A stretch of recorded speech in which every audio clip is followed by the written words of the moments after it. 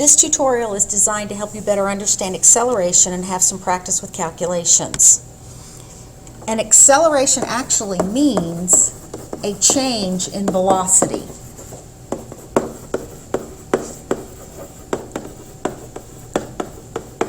Okay, we have to understand velocity before we can understand acceleration. Velocity, if you'll remember, is speed with a specific direction. So now, let's look at the three ways that we can accelerate. The first and most obvious way is by speeding up.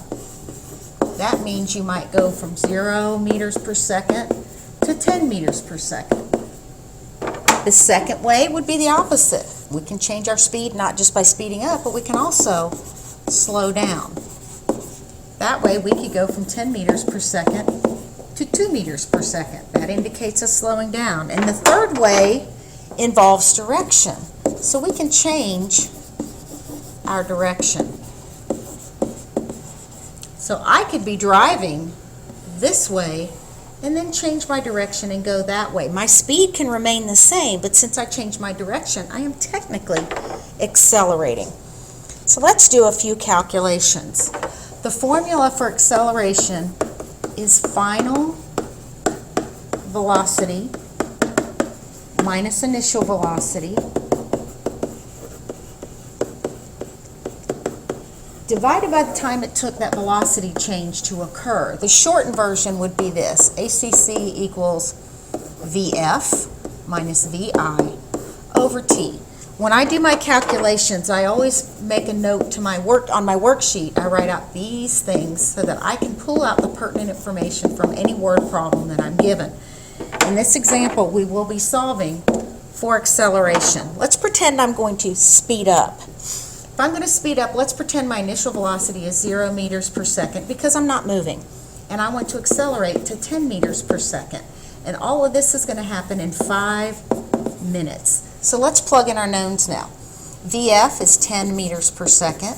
VI is 0 meters per second. The time it took for this change to occur was 5 minutes. 10 minus 0 is 10 meters per second. Please don't leave out those units. All of this, again, over 5 minutes. Now let's simplify. 10 divided by 5 is 2. I am finished with my numbers. Now let's look at the units. You cannot leave any of these units out. None of them cancel, so we write them as they are presented. M over S over minutes. This is what we call a positive acceleration, meaning you're speeding up, but it's a rate at which this acceleration occurs.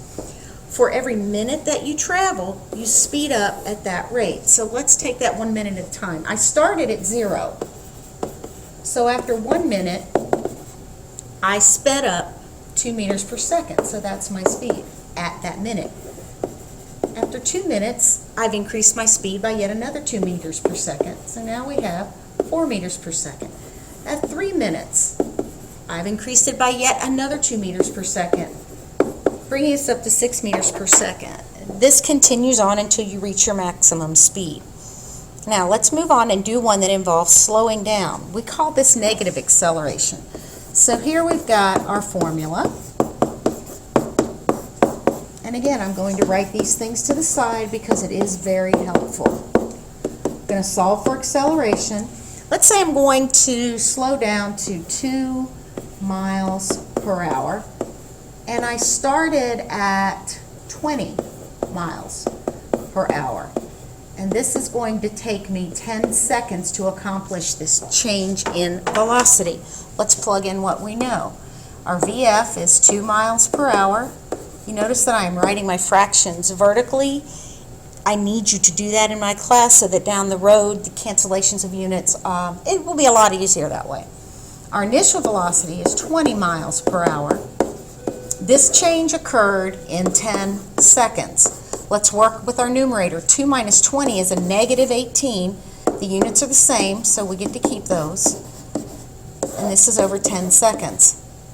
If we just deal with the numbers, a negative 18 divided by 10 is a negative 1.8. Now we need to worry about these units that are here. They need to be represented in your answer just like they look in the problem. It's miles per hour over seconds.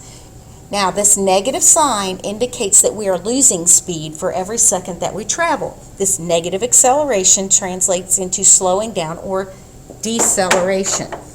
So, for example, if our initial velocity was 20 miles per hour, after 1 second, we have taken off 1.8 miles per hour from that, so you have 18.2 miles per hour.